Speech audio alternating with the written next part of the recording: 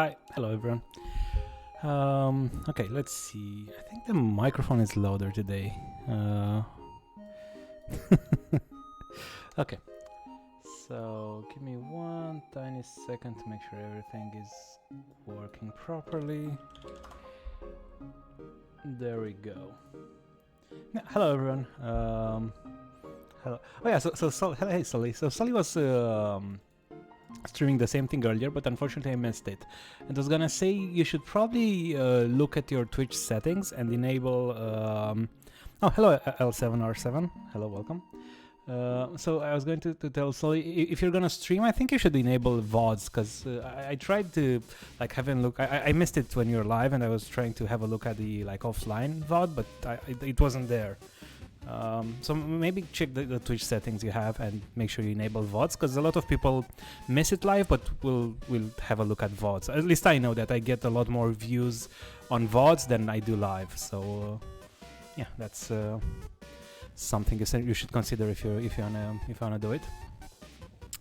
But anyway, yeah. So the plan for today is to do day 1 and day 2, and if we have time left after that, maybe I can do I can continue what I was working yesterday. I think I don't have a pretty printer for my Lambda calculus code, so but that's gonna be like entirely different thing, right? So actually let me scoot over a bit. Yeah, you're welcome. If you need help with anything like Twitch, you can feel free to. Like we have a Discord for like the folks who stream on Twitch, like FP on Twitch. So like if you're interested, you can hop on there. You can ask any sort of question there. It's like it's streamers, but also like people who usually join, like follow our streams and so on. So yeah, if you like, you can ask there. You can ask on like the Slack anywhere if you're having any sort of trouble with like streaming or streaming setup or anything like that. Because there's a few of us who are streaming regularly, and we can probably help. Cool. So let's see. So okay, day 1. So let's just get started. Actually, I have this like Lambda calculus thing open. So let's see. After saving Christmas 5 years in a row, you've decided to take a vacation at a nice resort on a tropical island. Surely Christmas will go on without you. Surely.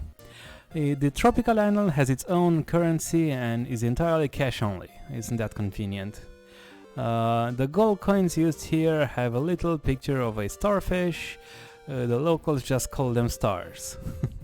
None of the currency exchange seems to have heard of them, but somehow you'll need to find 50 of these coins by the time you arrive so you can pay the deposit on your room. Okay, to save your vacation, you need to get all 50 stars by December 25th. Okay, I get it.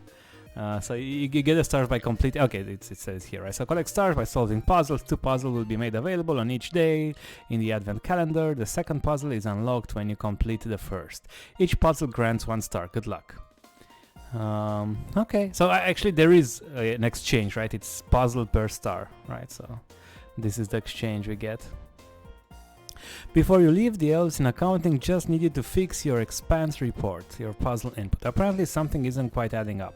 Specifically, they need you to find the 2 entries that sum to 2020 and then multiply those 2 numbers together. Okay.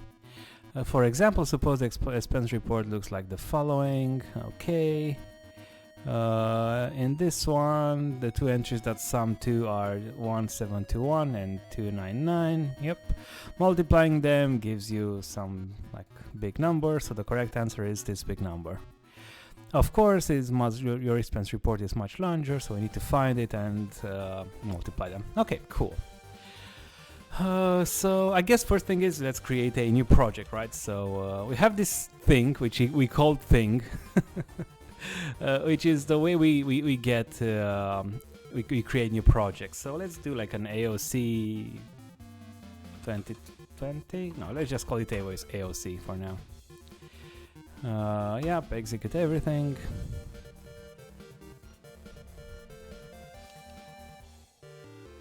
So what this does is basically it creates a new project, like a new directory, and it uses my default Haskell project structure. Oops. And let's have a look-see here to see what kind of thing we're... Okay, so I want to move over to 8.10. 10.2. The compiler. I have not done that in my template, so I want to do it here. Oh, 8.10.2. And other than this, I think everything should be fine. Let's see, we have a stylish Haskell, which we might have to change, but I don't think that's very important right now. Okay, and I guess, so how should we do this? So I think for now, let's do the simplest thing possible, right? So let's rename this to day 1, right? Oh, we need to, what's the problem actually? Gen. Alright, I think we also need to add this to our, okay, but let's not get caught up into bike shedding or React shaving rather. So let's, yeah, let's just solve the problem and then maybe we can, so it's, what's it called? Day 1.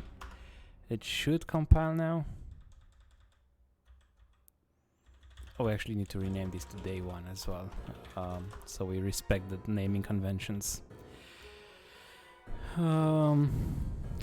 Yeah, so I think, why is it trying to find GHC 8? Wait. I think it's still computing the, yeah, it's still building or computing the 8.10. Shouldn't take too long though. Let's have a look. Oh, oops. Like this. Let's see what's it doing.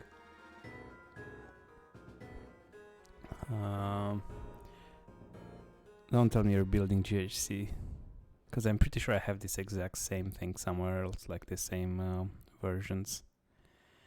So it should definitely not be building GHC. Nav update. I think this might be the problem. This has an old version of Nev, and that's why it's probably taking a bit longer. But I'm pretty sure this should be relatively fast. I should have done this before, I'm sorry. But this is how it goes. Okay.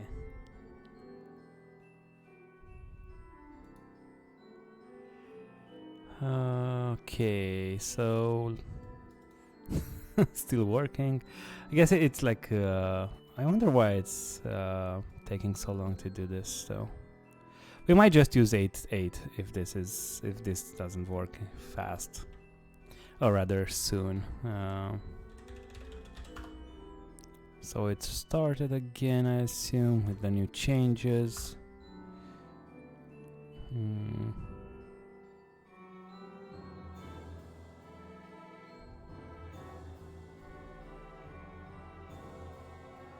I should have definitely done this before. I'm sorry, but at least we only need to do this for for the first stream, right? Yeah, this other like subsequent days we should have this ready. I guess while this is building, we can open a new window and start working on the problem. There we go. It's starting copying a lot of things, I assume, and then it should be done at the end.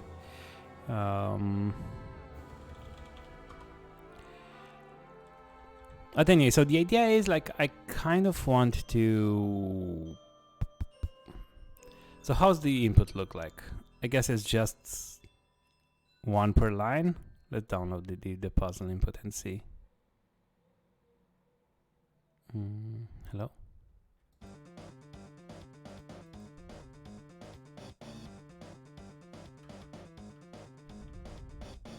Yeah, there we go. So it's just like 1 per line, a lot of lines, right?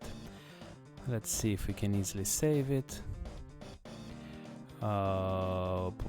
Let's just do it in code, AOC. Should we just dump it here and put 1? Yeah, it should be day 1 first input, right? Because I think there's usually more than 1. Let's do a .txt there just to make sure. Wait, did it fail? Building for HPAC. Okay, let's just use 8.8 then. And then we can debug this after. Well, no. So where is it? Package, not this. Shell. Oh, I think I have a different number for this.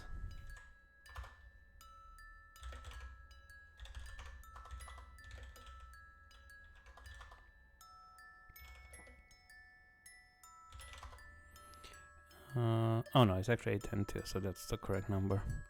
It's so weird.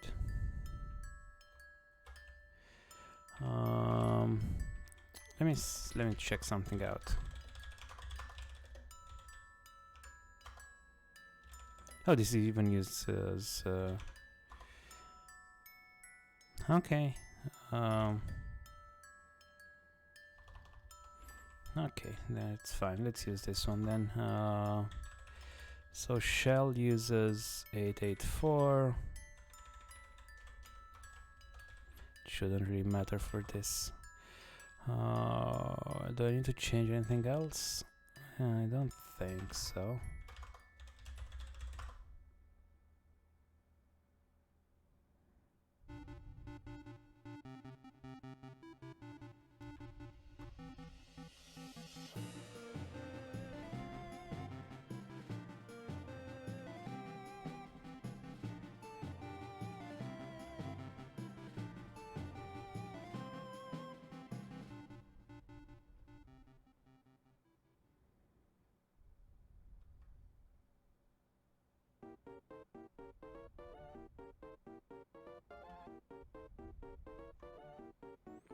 Actually, you know what? We could just just to make things faster.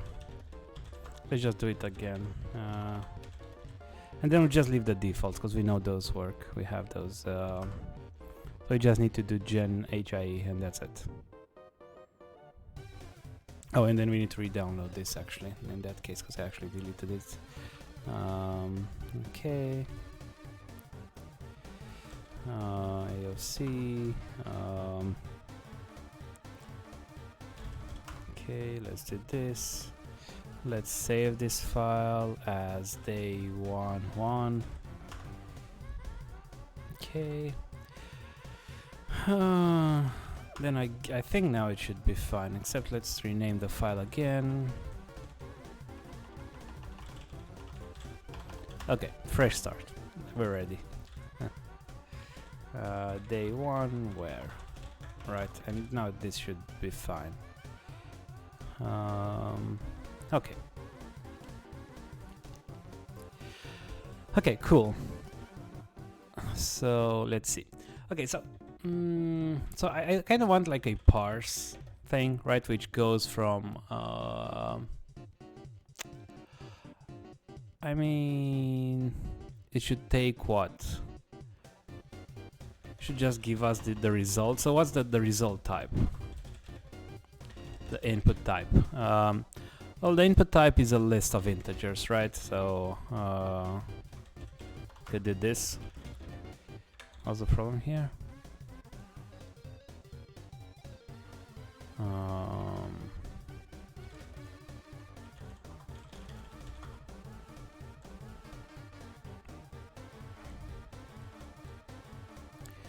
Okay. So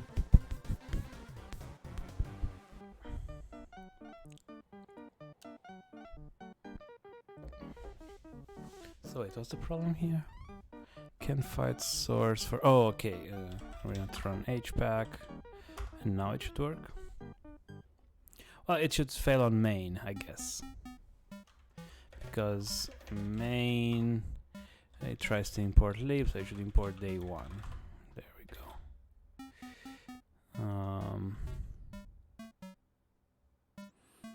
And now this should be like pure this just to get it compiling, and I guess now when we rerun the compile it should work.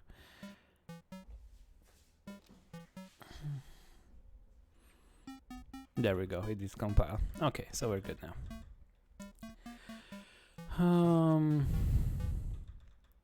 So how do we read this file without like editing it? Because like the simplest thing would be to just add a comma on each line and read it as an actual. Like reformat it a bit to actually be in this, but we don't really want to do that, right? We want to format the to parse the file as it is, right? So we could do something that's recursive, I guess. Right, we could do input is get line, right? Because it's one per line, right? And we could say if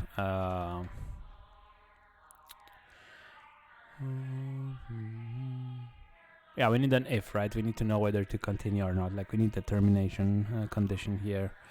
So I need something like if input, well, so input is a string, right? So if input, actually does, what does getLine do if it's like, is the file, like do we have an empty line at the end? No, right? It's just, what do you think about the Rust programming language? I have not used Rust. I think it's like, it sounds great. I'd love to try it at some time, but I have not tried it yet, so I don't have any strong opinions either way.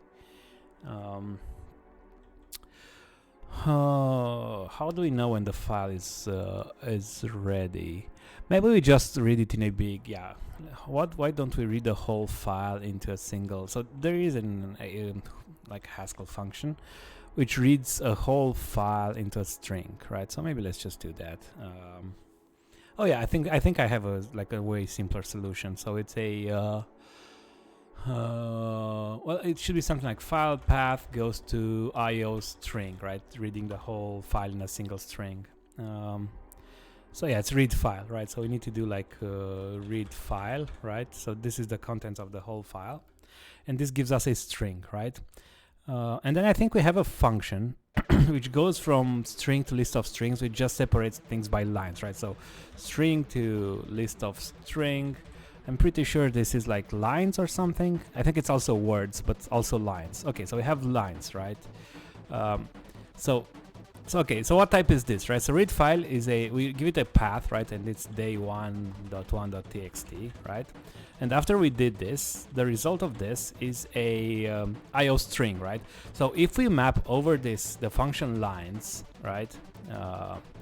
Then the result is a list of strings, right? Well, an IO list of strings, because it's in IO here, right? So, and each line will have like the string number, right? So after that, we just need to do like we need to map on every array inside that. Hey, hello Vince. So we need to map inside every, like each of those arrays, the function which goes from string to integer, which is just read. I'm pretty sure this should be correct. There we go. Right, so like if we look at this, like if you think about the types, like this part here is an IO string, right? And then like this part here, after we do like the lines thing, is a string, oops. String to list of strings. I'll just use S because I don't have enough room here, right? Here, right? And then read is from string to int, and map read goes like this goes from oops. Right, so map read goes from what? From list of strings to list of ints, right? Not enough space here.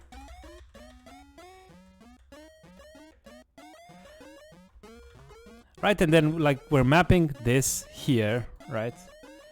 This music is very silly. Love it. It's actually the Undertale music. It's an awesome game.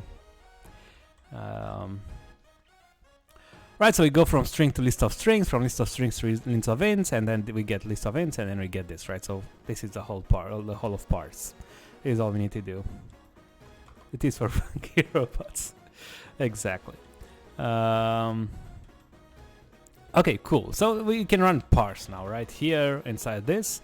And then we need to like find solution, I guess, right? Find solution. Solution. I cannot spell today. And let's implement it. Well, we should maybe call it print solution. Hey Barry. Good morning, good morning. Okay, so this should print solution. This should be what? Print find solution.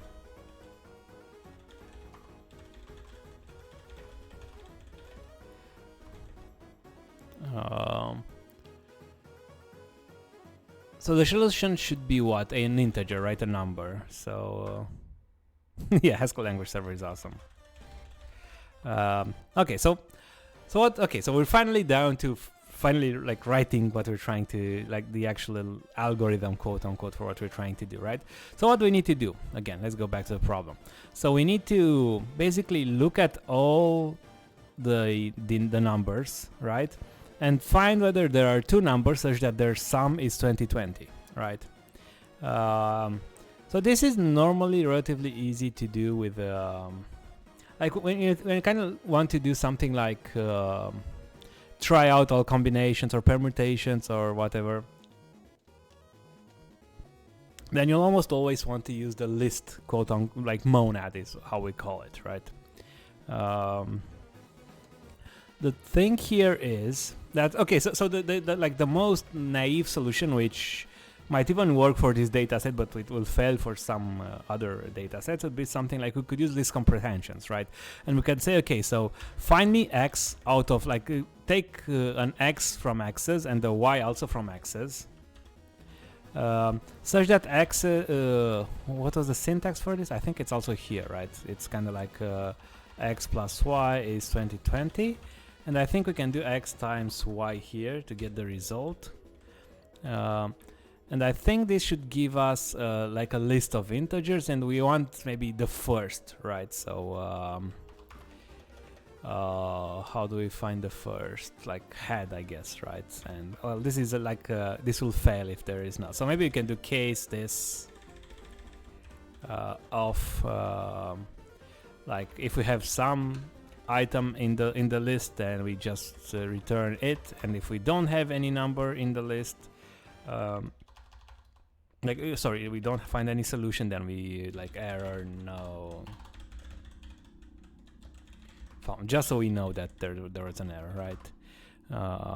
We could also return 0, for example, because we know that there are no two numbers such that if you well, maybe 2020 and 0 could be a solution for that, right? So that could be like if we have the number 2020 and the number 0 in the list, then that would be a correct result. So yeah, we cannot really do this. We also don't know for sure that there wouldn't be any negative numbers, so yeah, we will just error in this case, right? So I think this will actually work, and I'll actually run this, check whether the result works, and then I'll tell you why this is not correct and how we can fix it, because I think there is a problem with this. So let's run it, right? So Cabal run, what's it called? AOC, right? So we're going to like see what the result is, try to pass it to like as the result here, and then we'll see if it's accepted. So I think this is the answer. Let's see. That's the right answer. Okay, so let me show you why this is not the correct algorithm, even though we found the correct answer. So if our input list contained precisely half of 2020, which is 1010, we would get the wrong answer, which would be 1010 times 2. Right?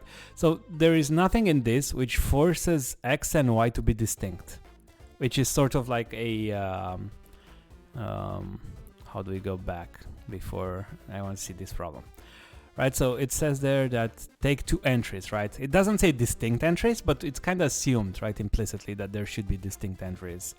So if we have 1010 here, we'll just take like x will be 1010 and then y will be 1010, their sum will be 2020, and we'll just get their product and we're done, right? So that's not exactly correct, right? So one way to do it would be to, like when we do this, we could exclude x from this. Although this becomes a bit problematic because you need to exclude the first x, right? If you do exclude the first x, because you could have multiple copies of something, right? There's nothing saying that they are unique, the numbers there are unique. And it doesn't really matter except whether you have, like, if you have one copy is important, if you have two copies is important because you're able to do x plus x or whatever, right? If you have two copies. If you have more than two, then it doesn't really matter anymore, right?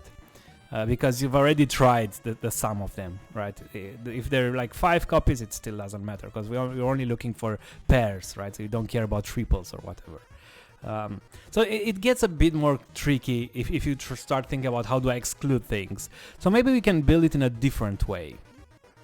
So the first thing that comes to mind, and I'll be honest, I thought about this a bit earlier. It's not. I read this problem yesterday, and I did not try it out with like on a computer, but I thought about it for a bit, right? So I don't want you to think that I'm I'm not that smart actually. However, I was thinking about this function, which is called tails. So tails is a function which goes from list. So let me show you what tails does. So tails, and let's do like from 1 to 5, right? Okay, tails is in data list. I need to import it. There we go. Right, so when we run, I hate this error, but whatever. I'm too lazy to fix it now. So when we do tails 1 to 5, what does it do? Well, it gives us the initial list that we pass it. So the first, so we get a list of lists first of all, right? So the first list of lists is the initial list that you have, right? This. And then you have the list without the head, and then you have the previous list without the head, and then the previous list without the head, and so on, right? So basically we can exclude one number, like we can try, like we can take, for example, this number, like 1, from this list here, we can take 1 and see whether 1 plus anything else here gives us 2020. And if that is not the case, then we can take 2 and add it with everything else and see whether they add up to 2020. And then we can take 3 and add up with everything else and see whether it's 2020. Right? Did you see where this is going? So we can basically kind of, using tails, we can write an algorithm which pretty much goes like, tries number in sequence, one by one, right? Like the first one, the second one, the third one, and so on, right? And we also make sure that we don't try out more than we need to, right? Because, for example, this algorithm will try everything, right? It will try like everything from here with everything from here. So it will duplicate, right?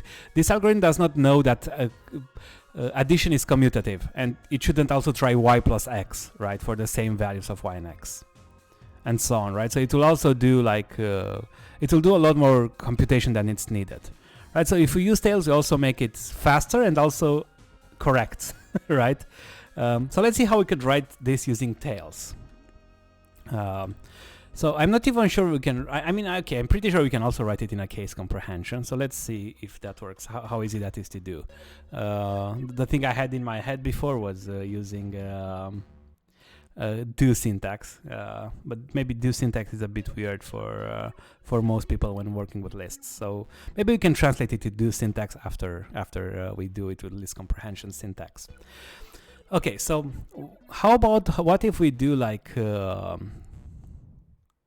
sub lists, or like y's maybe is tails of x's, right? So okay, but remember this, so this is like we're iterating over the lists here when we do this, right? We also need to import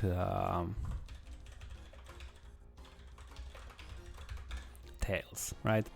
So okay, so what does this say? Well, for every sub list here, devil's working here, yeah. I think some people prefer this syntax a lot though, so I don't know. I'll write it in both ways and show you how to easily translate. Right, so for every list in here, we want to basically pattern match x and the rest from y's, and we want y to be from rest. something like this, I think. Except this is like so, okay. And then we want x plus y equals to 2020. So this is a bit of a mouthful, so let's try to do it like this maybe. Let's see if this is easier to read. So again, we also need to do case of this, right, and say if it's x, then we get x, and otherwise we get the error, so it's the same kind of deal here. I think this should compile. Okay, there we go. What's the problem here? Couldn't x with actual integer.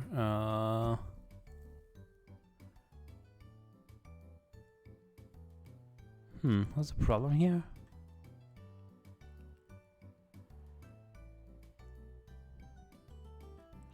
So wait, this is a list of lists. Wise, right? So this should be a simple list. It's the devil's. Can't you use pattern match here? I was almost sure you can. Y is this, is rest, and then x plus y is 2020. Rest is, no, rest should be of type list of int.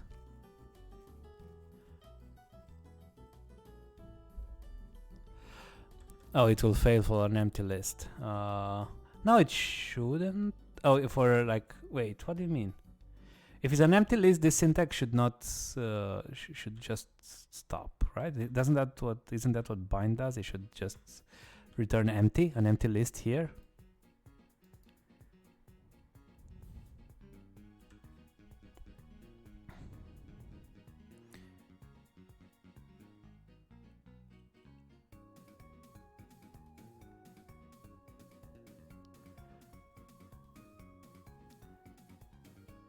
So wait, couldn't match expected type int. Actually, let's run it here. Cabal build. Maybe we get a better error here. So couldn't match expected type integer with actual type list of integer in the pattern this. So it's somehow expecting this to be. So wait, when you do this, isn't this a list?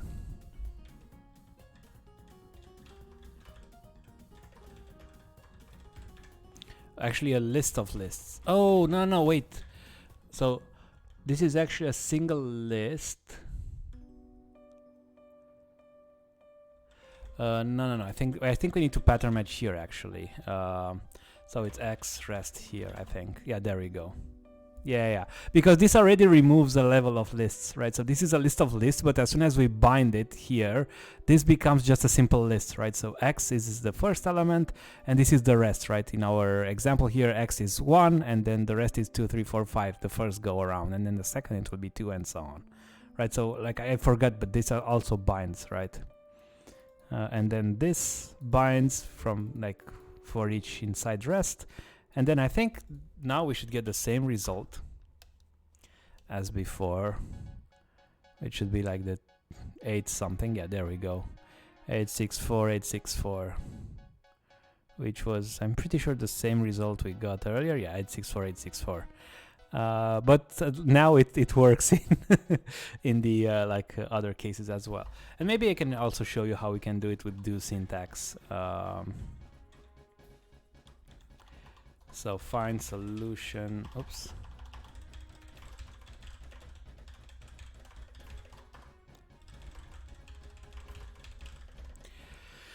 But in order to be able to use do syntax, we need to do something like k. Well, this is access, so case go access of, and then we just copy paste this part here, and then we can use do syntax in Go, right? So Go is well, we need to do some where, right? So input, let's just do like int to int, just so it's very clear, right? So we can use do syntax here, right? And then there are some x's here, right? And here we could say something like, okay, so, but I mean, it will be very similar to this actually. It's not gonna be that different, right? We just need x, like, is x's, right? And then we can do, yeah, it's actually, I'm not even sure why we're doing this. And here we can probably do like guard, I guess. But like it's easier to do an if, right? So if x plus y 2020, then x times y, but we need to return a list, right? So we need to do it like this, else empty list, right? So I think this is correct. Oh, we're okay, so what did we do wrong? So this is like access prime, just so we don't repeat things. What did I do here? Int with actual type, int star. Did I do the same thing here? Oh, wait, this is tails. Okay, good catch, GHC. Okay, and here is just telling us that... oh, okay, it's telling us that we could use list comprehension instead of this. It's a like hlint, I guess, warning. But anyway, like these two are the same thing essentially, right? And like this thing is pretty much this, right? And we just need the first solution. So this is how we get the first one. Okay. So yeah, that's part one. I don't think there's anything else I want to do here. I don't want to like overcomplicate things needlessly, to be honest, especially in the first days. So let's see, what if I go back here? Can I go back to the second problem now? Okay, so we get 1 star here. Part 2, okay. So the devs in accounting are thankful for your help. One of them even offers you a starfish coin they had left over from a past vacation. Okay. They offer you a second one if you can find 3 numbers in our expense report that meet the same criteria. So using the above example again, the 3 entries that sum are okay. Multiplying them together produces the answer. Okay, so it's like 3 numbers that you add together get the result, right? Okay, I mean, we can literally do the same thing, can't we?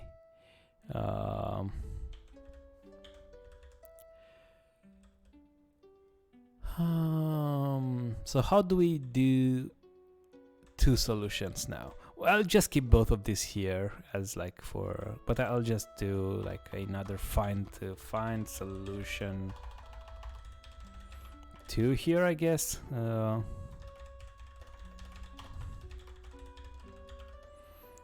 Okay. So the idea here is that we need 3 numbers, right? So we kind of need to do the same thing as before, but we need to look at 2 numbers instead of 3, right?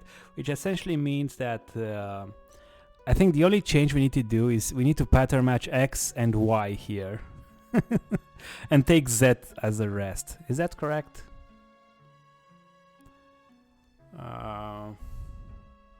Actually, that might not be correct, because then it will only take what's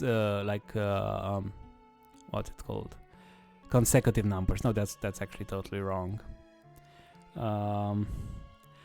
So I think we might need to do a second tails here. Right? Like we pick Y as the first number in the list, and then we take all the tails from the rest of the list. Right? I mean, of course, we could do this thing where we allow repeating, and I'm pretty sure that will work. Maybe we can just do this and see if we can like X times Y times Z, and then X's, well, X comes from X's, Y comes from X's, and Z comes from X's, such that X plus Y plus Z equals 2020, and I'm fairly sure this will just work.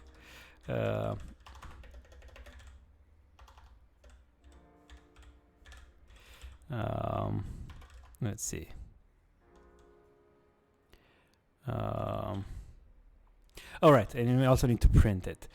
For now, let's just do this, and then we'll see whether we want to make this more. Oh wait, it's called 2, right? So let's see if this works, and then we'll try to make it better. Yeah, it does work. Okay, but now like we have the same problem here, right? We don't have like we allow repeating, right? So ship it. We allow repeating. So how can we fix this? I think the same algorithm should apply, but I wonder if there's a way to compose it nicely. Right.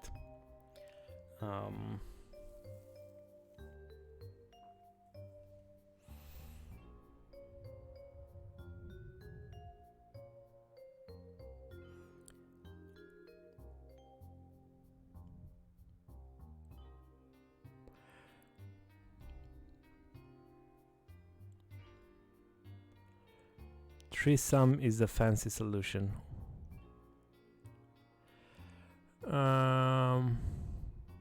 Wait, what's sum 3? I have no idea what sum 3 is. What's sum 3? Is this like a function which exists somewhere? I have no idea what sum 3 is.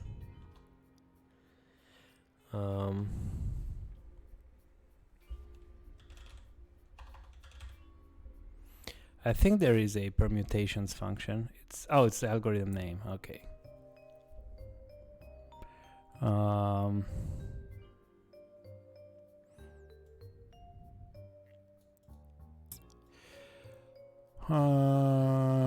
So what, we could do all permutations but only take the first 3 out of each permutation and then add those up.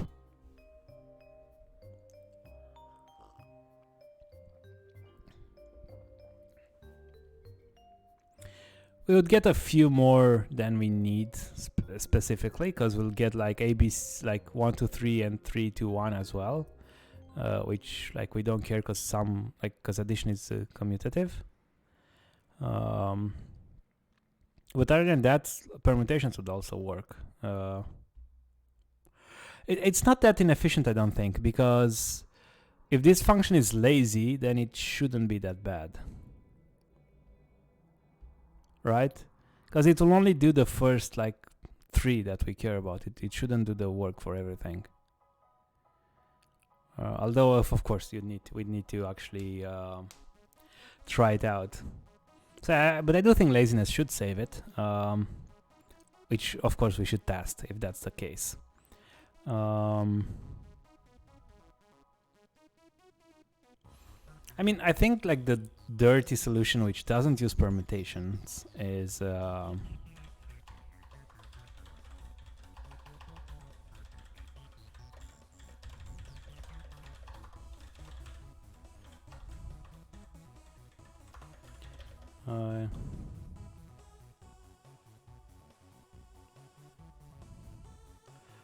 what if I have 10 in your input? Well, why? What does it matter? We've yeah, I don't think there's a function for combinations, and I don't really want to import other libraries for like this problem. I think we only have but yeah, there is no 10 in the input, so I mean, okay, that was the whole reason why we did this rather than this for the first part, right? Because we might have 10 and 0, whatever, right? So I think we could do something very similar to this, where you could say case x times y times z, and then let's see.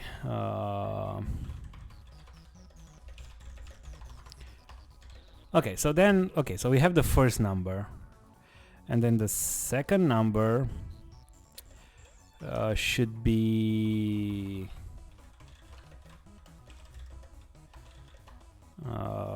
let's call this y's then.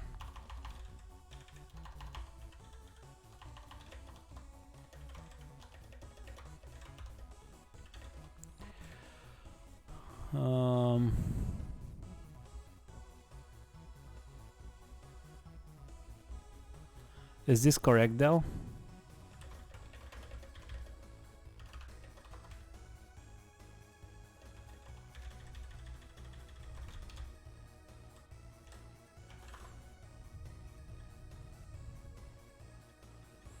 Let's see if we get the same answer, just as a sanity check, and then we can think about it for a minute. Yeah, we do get the same answer. Okay, so what's happening here? So we get x as the always the first number.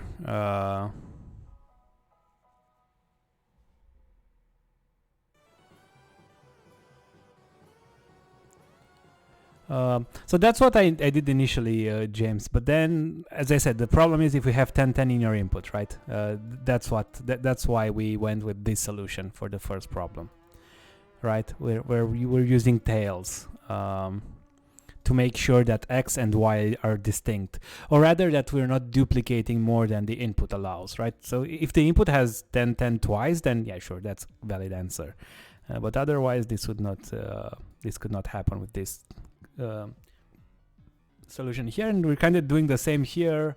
I guess the only way that this could,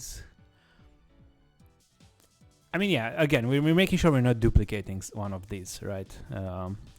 So what are we doing here is we're taking x as the first number in whenever we do tails, and y as the second number, and then we just allow z to be any number. Which I think it's correct, right? Because if we look at tails again, let's do a REPL one more time.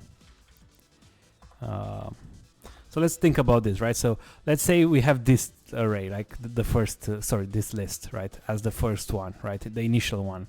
And x will be 1, and y will be, and then we do tails of 2, 5, right? But we just take, yeah, let's do this, right? So while we have, hello Didi. So while we have x equals to 1, y will be equals to 2, and then z will be equals to everything else. Then y will be equals to 3, and z will be equals to everything else.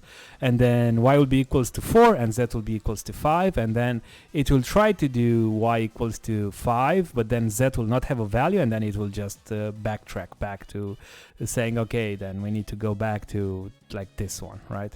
Which is correct, right? Because we need a value for each of them. So yeah, I think this is fine. Right, so this is the way to do to make sure that we have unique, right? And no matter how many numbers we need, we can always add a new tails here for the rest, right? Cool. So maybe let's add a few comments really fast. So reason why we're not using x times y, where x is from x's and y is from x's, x plus y is 20, 20, is that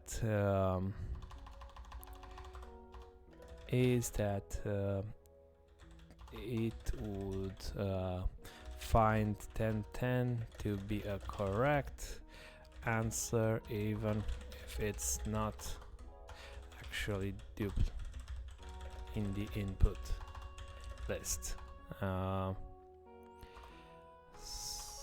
Okay, so we make sure we use distinct items from the list using tails. Okay, and then the same thing happens everywhere else, and this is just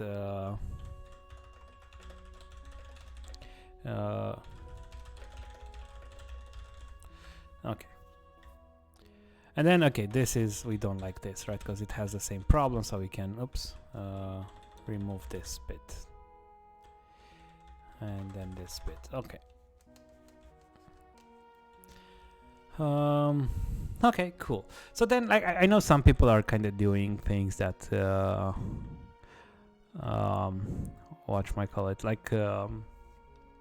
they have type classes and API calls and so on to to the AOC website and so on, but I think we're fine with just fiddling with the code a bit and finding the answer for now. I don't think I want to over-engineer this. So I guess that's it for day 1.